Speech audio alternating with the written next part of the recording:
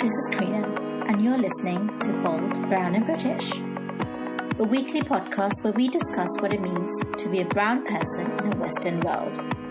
We've spoken about colorism, third culture identity, and dating, amongst many others on this podcast. So if this sounds like the type of content that you want to hear, please subscribe to us on Apple Podcast, iTunes, Stitcher, or wherever you get your podcasts from.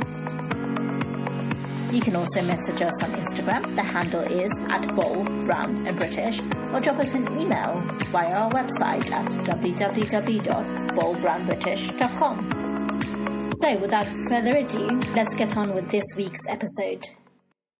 Hello and welcome to another episode of the Bold Brown British podcast, where we dive deep into what it means to be a brown person in modern British society. I'm your host Karina, and today I want to talk about something that's been on my mind lately: success and happiness. This topic has been particularly poignant for me after a recent event. Picture this. A few weeks ago, I attended a school reunion. You know the type. Awkward hugs, over-enthusiastic small talk, and the inevitable "so what are you doing now?" questions. As the evening unfolded, I found myself surrounded by old classmates, all eager to share their latest accomplishments. There were tales of promotions, new homes, exotic holidays, all the classic hallmarks of success. And yet, among the chatter, I couldn't help but notice something was missing. Despite all the glittering resumes and the glossy anecdotes, there was a distinct undercurrent of unease, a sense that not everybody was as happy as they seemed. As I listened, it struck me. We were all so focused on presenting our successes that no one was talking about whether those successes had actually made us happy. As I reflect on my journey, I can't help but think about my younger self. She would be so proud of who I've become and all that I've achieved. Yet there's a lingering question. What do these achievements really mean if I'm not generally happy? What even is happiness, and how do we balance these concepts in our lives? When we're young, success is often defined for us by external milestones, grades, promotions, etc. It's a tangible checklist that we all believe will lead us to happiness. You know, like Pokemon badges, but instead of becoming a Pokemon master, you become a life master. Parents, teachers, and society as a whole often instill in us the notion that achieving these milestones is the ultimate path to fulfillment. It's like a script handed to us at birth, complete with a stern warning from every uncle and auntie at family gatherings. If you don't follow this better, how will you ever be successful? We grow up with the idea that good grades will get us into a good university, which in turn will lead us to a good job. And that means a successful and happy life. The classic life recipe. Take 1 cup of straight A's, mix it in with a prestigious university degree, baking it with a high-paying job, and voila, success pie. The problem is, no one tells you that sometimes the oven breaks down and you accidentally swap the sugar with the salt. The path is drilled into our heads from an early stage. Remember those family reunions where you'd get interrogated about your report card before you even got a chance to grab a samosa? A in maths? Good. B in English? How will you become doctor, lawyer, engineer, unicorn like this? It's like being on an academic reality show where every episode is judged by the entire extended family. But here's the kicker. As we start ticking off these boxes, we sometimes realize that this version of success doesn't necessarily equate to happiness. Turns out, acing that algebra exam or landing that job at a prestigious firm doesn't automatically come with a lifetime supply of joy. Instead, we might find ourselves wondering why the success pie tastes a bit bland. Maybe it's time to tweak the recipe and add a pinch of passion, a sprinkle of self-care, and a generous helping of community. As we grow and begin ticking off these boxes, we sometimes realize that this version of success doesn't necessarily equate to happiness. After achieving a good grade, getting into a top university, and securing a high-paying job, we could find ourselves feeling empty or dissatisfied. The thrill of achievement often fades quickly, leaving us to wonder, what are we missing? We might begin to question whether the societal definition of success truly aligns with our sense of fulfillment. I remember working tirelessly to reach certain goals, thinking that once I achieved them, I'd be happy. late night studying, sacrificing social activities, and pushing myself to the brink of burnout, all with the belief that these sacrifices were temporary and the reward would be worth it. I imagined that crossing the finish line would bring a sense of lasting contentment. But when I finally got there, the satisfaction was fleeting. The diploma was framed, the job offer was accepted, yet the sense of fulfillment that I had anticipated didn't materialize in the way that I had expected. And it made me question what true happiness is. Is it the absence of challenges and struggles, or is it something deeper and more enduring?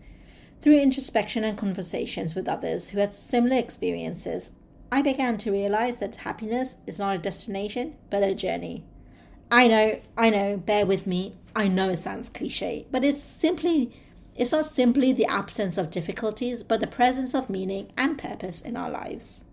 True happiness seems to stem from within and is often unrelated to external achievements. It involves living in accordance with our values, forming meaningful relationships, and engaging in activities that bring us joy and satisfaction. It's about finding balance and recognizing that while achievements are important, they cannot and should not be the sole focus of our lives.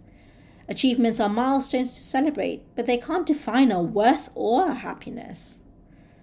Another important realization was understanding the role of personal growth and self-awareness in happiness. When we base our sense of worth solely on external validation, we often neglect our inner needs and desires. True happiness involves understanding ourselves deeply, our passions, our strengths, and even our limitations. And this means aligning our lives with what truly matters to us, rather than chasing societal definitions of success. Furthermore, happiness often involves a sense of community and connection. Human beings are inherently social creatures, and our relationships play a significant role in our well-being. Investing time and effort into nurturing these relationships can bring a profound sense of joy and fulfillment. The support and love we receive from friends, family can be more valuable than any accolade or promotion. In addition, the pursuit of happiness often involves contributing to something larger than ourselves. Whether it's through volunteer work, supporting a cause we care about, or simply helping others in our daily lives, acts of kindness and altruism can significantly enhance our sense of purpose and happiness. When we shift our focus from what we can gain to what we can give, we often find a deeper and more enduring sense of satisfaction. Ultimately, redefining success and happiness is a personal journey. It requires us to question the narratives that we've been told and to explore what truly brings us joy and fulfillment. By understanding that happiness is multifaceted and deeply personal, we can begin to build lives that are not only successful by societal standards, but also rich in meaning and contentment. In a fast-paced, achievement-oriented world, it's really easy to conflate success and happiness, because we're often told that success will come once we've achieved certain things. The reality is, happiness is more complex. It's about finding joy in the present moment, nurturing our relationships, and taking care of our mental and emotional health. Let's consider how our cultural background shapes our perception of success. In many brown households, success is often synonymous with academic and professional excellence. Our families have sacrificed so much to provide us with opportunities, and we do feel this deep-seated responsibility to make them proud. Parents and elders often narrate stories of their struggles, their sacrifices, and the obstacles they've had to overcome to give us a better life. And these narratives are powerful, and they're deeply ingrained in our consciousness, creating a framework where success is measured by tangible achievements like top grades, prestigious university degree, lucrative careers. While these motivations are valid and they're deeply rooted in our sense of identity and gratitude, they can often lead to immense sense of pressure and stress. The weight of these expectations can be overwhelming as we strive to honor the sacrifices for our parents and uphold their family's reputation. This pressure can manifest in a variety of ways: anxiety, burnout, and a perpetual fear of failure. The relentless pursuit of these high standards often come at the expense of our mental health and personal well-being.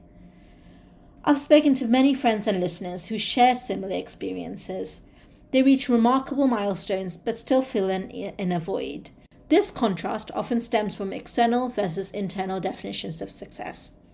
External success is what others see and praise, while internal success is what makes us feel fulfilled and content. While achieving external success brings momentary satisfaction and social validation, it may not address our deeper emotional and psychological needs. Balancing the two can be really challenging, but it's essential for our well-being. It requires us to introspect and identify what truly makes us happy, beyond societal expectations. We must learn to appreciate our unique journeys and set personal goals that align with our passions and values.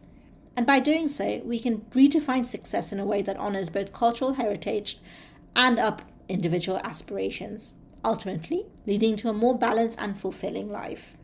One of the turning points in my understanding of success and happiness came when I started prioritizing self-care and mindfulness. Practices like meditation, journaling, and simply taking the time to just have a breather has been instrumental in helping me stay grounded. These activities allow me to reconnect with myself and understand what truly brings me joy. And it's also important to recognize the role of community and support systems in our happiness. Surrounding ourselves with people who uplift and support us can really make a significant difference. Whether it's friends, family, colleagues, having a network that understands and encourages our growth is invaluable. They provide a sense of belonging and reassurance that we're not alone in our journey. Speaking of mental health, it is crucial to acknowledge that feeling low or unhappy is part of life. It's natural, and it's okay to seek help when you're struggling. In fact, it's a sign of strength. Reaching out to friends, family, or professionals can provide the support that you need to navigate through tough times. I've personally found that talking about my feelings with a therapist has been incredibly beneficial. It's helped me gain perspective and develop coping strategies. Therapy isn't just for those in crisis. It's a tool for anyone looking to better understand themselves and improve their quality of life. So let me take a moment to deep dive into my experience of therapy and why I believe it's such a valuable resource. When I first considered seeking therapy, I was hesitant. The stigma surrounding mental health, especially in our community, made me question whether it really was the right step. I'd always been taught to handle my problems on my own, to be strong and resilient. However, as the pressures of life began to mount, I realized that I needed an outlet, a safe space where I could express my thoughts and emotions without judgment. The first few sessions were a revelation. My therapist provided a neutral, non-judgmental space where I could unpack my thoughts and feelings. And this was something I hadn't experienced before, as sharing personal struggles with friends and family often came with their own biases and perspectives. My therapist's objectivity allowed me to see the issues from different angles, which were incredibly enlightening. It was like shining a light in the dark corners of my mind, revealing patterns and beliefs that I hadn't even been fully aware of. And one of the most significant benefits of therapy was gaining perspective. Often when in the midst of our problems, they can seem awful, they can seem unsolvable. Our minds can amplify issues, making them appear larger and more daunting than they really are. And through therapy, I found that I could step back and view my challenges more objectively. My therapist helped me understand that many of my worries were based on distorted thinking patterns. Identifying these patterns, I was able to challenge and reframe my thoughts, reducing the intensity of my anxiety and stress. It also taught me valuable coping strategies. Life is unpredictable and stresses are inevitable. However, how we respond to these stresses can significantly impact our well-being. I was introduced to various techniques for managing stress, mindfulness, cognitive behavioral techniques. Practices like meditation, deep breathing exercises help me stay grounded in the present moment, reducing my tendency to ruminate on past mistakes or future worries. Whereas CBT, cognitive behavioral techniques, on the other hand, equip me with tools to reframe negative thoughts and develop healthier, more balanced thinking patterns. It also helped me build resilience, because that's the ability to bounce back from adversity, and it's a skill that can be developed with practice. Through our sessions, I learned to view setbacks as opportunities for growth rather than just failures. And this shift in perspective was really empowering because it allowed me to approach challenges with a more positive and proactive mindset. I began to see myself as capable and resourceful, which boosted my confidence and self-esteem. Another crucial aspect was self-awareness. We all have blind spots, areas of our lives and personalities that we may not be fully aware of or acknowledge. Therapy helped me uncover these blind spots, providing insights into my behaviors, motivations, and relationships. For example, I realized that some of my stress stemmed from unrealistic expectations that I placed on myself, often driven by a desire to please others or avoid conflict. Recognizing these patterns was a first step towards changing them, allowing me to set healthier boundaries and prioritize my own needs. I've said this before, but I think it's worth noting again. Therapy isn't just for those in crisis. There's a common misconception that you need to be at your breaking point to seek help, but this could not be further from the truth. It's a valuable resource for anyone looking to better understand themselves and improve their quality of life. Whether you're dealing with specific issues like anxiety or depression, or simply want to enhance your emotional well-being, therapy can provide the tools and support that you need. For me, therapy has been a journey of self-discovery and personal growth. It's equipped me with skills to navigate life's ups and downs more effectively, and it's given me a deeper meaning and understanding of myself. And this self-awareness has improved my relationships, both with others and with myself. And I've learned to communicate more openly and assertively, expressing my needs and feelings without fear of judgment. And this has led to more authentic and fulfilling connections with the people in my life. Now, let's add a bit of British Asian flair to this. Imagine a lively family gathering, complete with the aroma of fresh samosas wafting through the air and the sound of Bollywood hits playing in the background. Our support systems often thrive in these warm, bustling environments where aunties and uncles are ever ready with advice, solicited or otherwise, and where a problem shared is truly a problem halved, or at least discussed intensively over a cup of chai. In our community, there's always that one uncle who's convinced that he's the next Dalai Lama, offering pearls of wisdoms like, "Beta, why be sad when you can be mad?"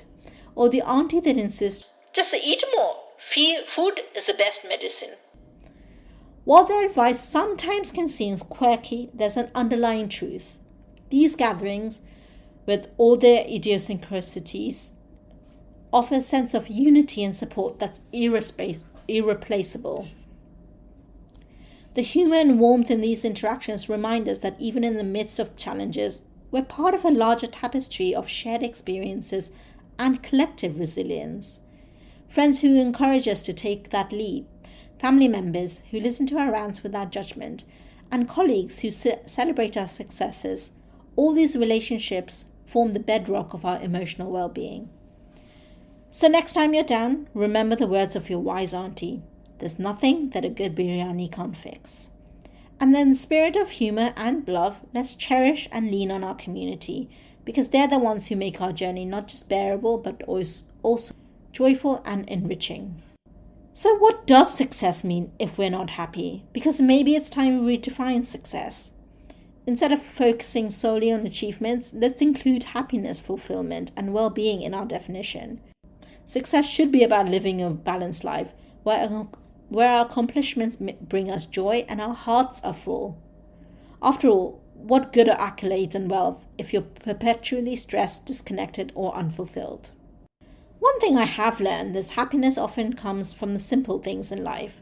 It's found in moments of connection, in pursuing passions, and in giving back to the community.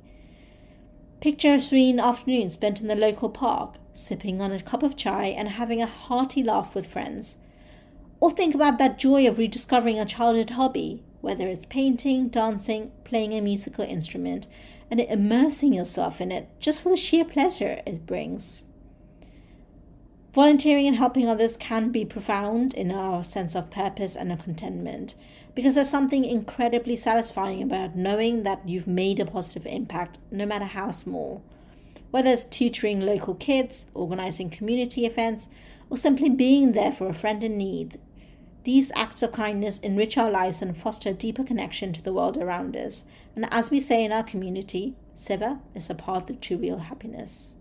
We really do need to shift our focus from what we can get to what we can give to find greater fulfillment. It's a bit like that classical Bollywood trope where the hero or heroine discovers that true happiness isn't found in wealth or fame, but in love, friendship, and selfless acts. Nurturing our relationships, embracing our passions, and contributing to the well-being of others, we can create a life that is not only successful, but profoundly rewarding. Ultimately, by redefining success to include these elements, we allow ourselves to lead richer, more balanced lives. It's about recognizing that our worth isn't solely defined by our professional achievements or societal accolades, but by the joy, kindness, and the love we bring into our own lives and into the lives of our others. So let's celebrate our wins, big and small, and remember that true success is about having and living a life that feels so good on the inside as it looks on the outside. As we wrap up this episode, I really want to encourage you to reflect on your own definitions of success and happiness. Are they aligned? If not, what changes can you make to bring them closer together? And remember, it is okay to seek help when you're feeling low. You don't have to navigate this journey alone. Thank you so much for tuning in to this episode of Bold Brown British. Until next time, sending you love and spice, you wonderful samosas. Oh, Mikey, you made it till the end. I'm so happy. Well, listen, if you enjoyed what you heard and you want to hear more, subscribe to the podcast on, wherever you are listening to this. We are on Apple, Spotify, Stitcher, Deezer, TuneIn, Alexa, you name it, we're there. So make sure you subscribe so you don't miss out on an episode. We also are on Instagram, which houses loads of behind-the-scenes audio snippets, polls, memes, and ways for you to get involved. So go follow us on Bold, Brown and British. That's the handle. And until next time, keep safe, my wonderful samosas.